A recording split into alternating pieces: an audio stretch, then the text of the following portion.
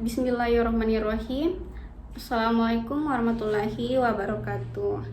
Perkenalkan, nama saya Megawati, NIM 1031311001319, Prodi Pendidikan Pancasila dan Kewarganegaraan, Fakultas Keguruan dan Ilmu Pendidikan, Universitas Muhammadiyah Makassar. Selanjutnya, di sini saya akan menjelaskan apa itu hakikat penelitian, tujuan penelitian, dan jenis-jenis penelitian. Yang pertama, hakikat penelitian. Jadi, metode penelitian pada hakikatnya merupakan cara untuk mengumpulkan data serta kegunaan dan tujuan tertentu. Menurut Sugiono, ada 3 ciri khusus dalam metode penelitian. Yang pertama, rasional, yang kedua, empiris, dan yang ketiga, sistematis. Nah, rasional ini merupakan metode yang dilakukan dengan cara-cara yang masuk akal dan tidak bersifat irasional, sedangkan empiris merupakan data yang dikumpulkan berbasis fakta lapangan yang berdasarkan panca indera. Contohnya saat kita melakukan penelitian, maka data-data yang harus kita kumpulkan itu sesuai apa yang kita lihat dan apa yang kita temukan. Yang terakhir, sistematis. Nah, sistematis ini merupakan pengumpulan data yang dilakukan dengan cara-cara atau langkah-langkah yang tertentu. Selanjutnya, data yang telah dikumpulkan kemudian dianalisis kevalidannya melalui penguji reliabilitas atau data konsisten dan objektivitas atau data sesuai empiris. Karena pada umumnya data reliabilitas atau data objektivitas memiliki kecenderungan kevalidan, meskipun data reliable tidak valid dan data objektivitas tidak valid. Contohnya, data reliable yang tidak valid seperti setiap mahasiswa melakukan perkuliahan setiap hari. Nah, hal tersebut dikemukakan secara konsisten dari waktu ke waktu, namun kenyataannya tidak setiap hari kita melakukan perkuliahan. Itu adalah salah satu contoh data reliable yang tidak valid. Sedangkan contoh objektif yang tidak valid seperti dari 50 mahasiswa ada 49 atau 98% mahasiswa mengatakan bahwa Amir adalah ketua HMJ, dan hanya 1 atau 2% mahasiswa yang mengatakan bukan.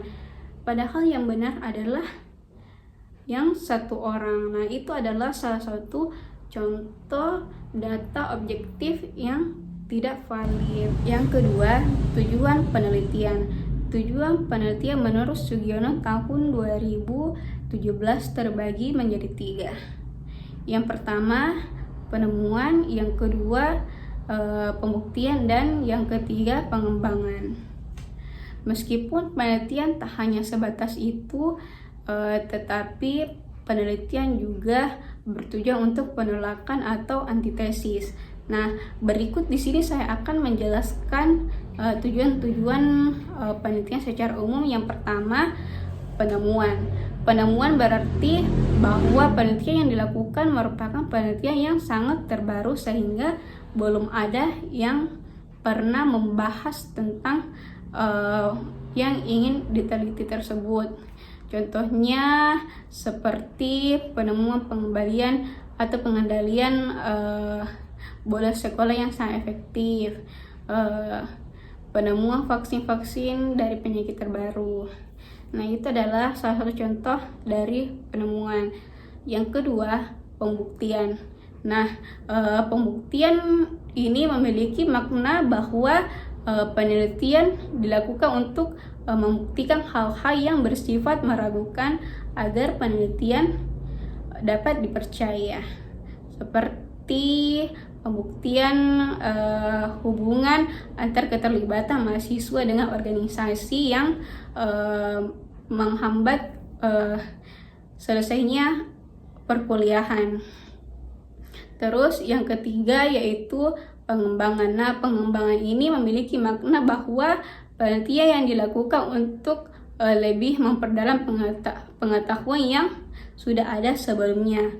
Contohnya mengembangkan sistem pelayanan mahasiswa secara online maupun secara langsung.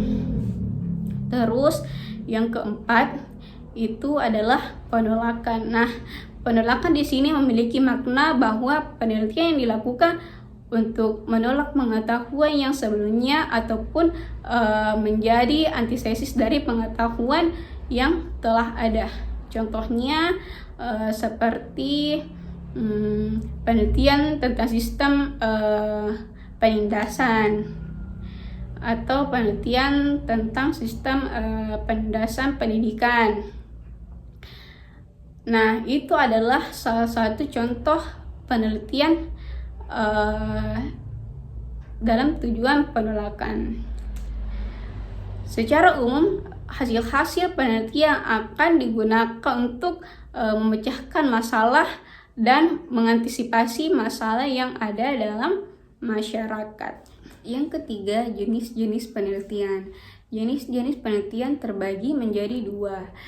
Yang pertama, penelitian yang berdasarkan pada tujuan penelitian terbagi menjadi penelitian dasar, penelitian pengembangan, dan penelitian terapan. Yang kedua, penelitian yang berdasarkan pada tingkat kealamian tempat penelitian terbagi menjadi penelitian eksperimen, penelitian survei, dan penelitian naturalistik menurut Sugiono tahun 2017.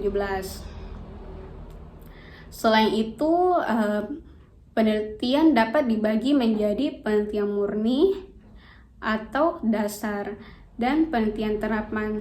Penelitian murni atau dasar dengan penelitian terapan hakikatnya susah untuk dibedakan karena antara keduanya tidak terpisahkan antara satu dengan yang lainnya karena terletak pada garis kontinuum. Yang pertama, penelitian berdasarkan dengan penemuan ilmu yang diterapkan dalam kehidupan untuk memecahkan masalah-masalah yang bersifat praktis.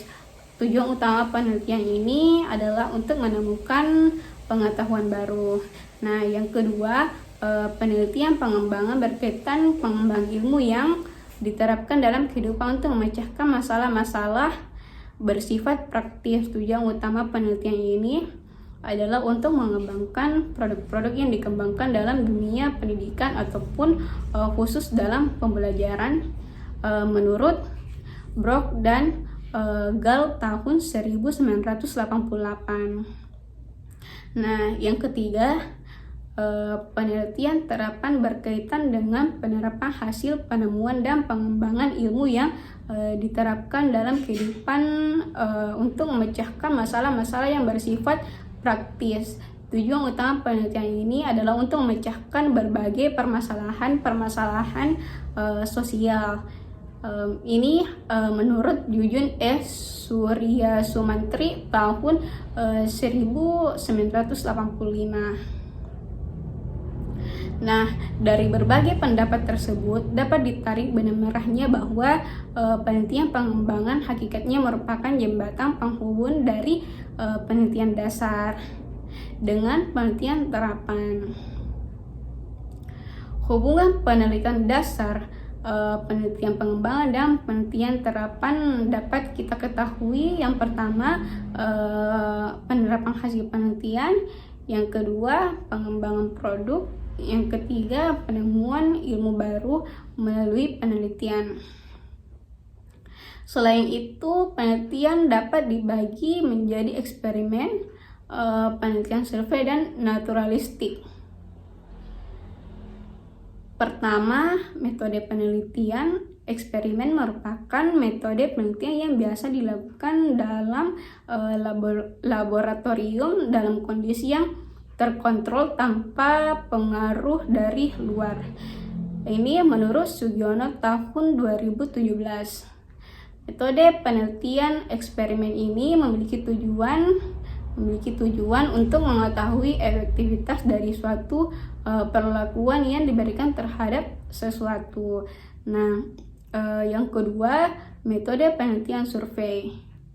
Metode penelitian survei merupakan penelitian untuk mendapatkan data dalam suatu lokasi tertentu dengan berbagai cara, seperti menyebarkan angket, tes ataupun wawancara. Nah, yang ketiga yaitu metode penelitian naturalistik. Ini merupakan penelitian yang dilakukan pada lingkungan alamiah yang sangat berbeda dan dengan eksperimen yang dilakukan bukan pada lingkungan alamiah. Penelitian ini berdasarkan pada pandangan efektif sumber data, bukan dari pandangan sumber peneliti. Nah, peneliti survei research juga merupakan jembatan penghubung antara eksperimen research dengan naturalistik research, karena dapat dilihat sebagai berikut. Yang pertama, naturalistik research yaitu lingkungan alamiah tetapi tidak ada perlakuan. Yang kedua, survey research yaitu lingkungan alamiah dan ada perlakuan. Dan yang ketiga yaitu eksperimen research, lingkungan buatan dan adanya perlakuan. Survey research merupakan jembatan eksperimen research dengan naturalistik. Pemetaan metode penelitian dalam dua pendekatan penelitian yaitu metode kualitatif dan metode kuantitatif. Maka yang pertama, eksperimen research dan survei research termasuk penelitian kuantitatif. Yang kedua, naturalistik research termasuk penelitian kualitatif. Nah, yang ketiga yaitu basic research, development research dan applied research pada umumnya menggunakan penelitian kualitatif dan kuantitatif. Penelitian dengan menggunakan metode kuantitatif bisa disebut dengan metode tradisional, karena metode penelitian kuantitatif sudah lama sekali digunakan dalam penelitian metode saintifik. Karena metode kuantitatif memenuhi kaidah ilmu yaitu empiris, objektif, rasional, dan sistematis. Metode positivistik, karena metode kuantitatif berdasarkan pada filsafat positivistik, dan metode discovery, karena metode kuantitatif dapat ditemukan dan dikembangkan dari berbagai iptek baru.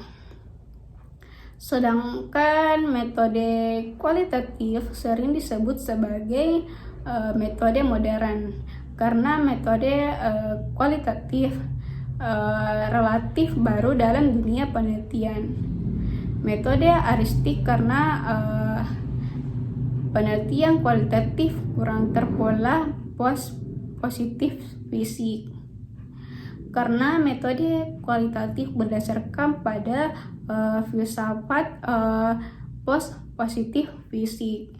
Dan metode interpretatif, karena metode kualitatif berdasarkan hasil interpretasi peneliti terhadap data yang ada dalam lapangan. Nah, itu dia penjelasan saya terkait 3 materi. Yang pertama yaitu hakikat penelitian, yang kedua tujuan penelitian, dan yang ketiga jenis-jenis penelitian. Nah, lebih dan kurangnya mohon dimaafkan. Billahi fisabilillah, fastabiqul khairat. Wassalamualaikum warahmatullahi wabarakatuh.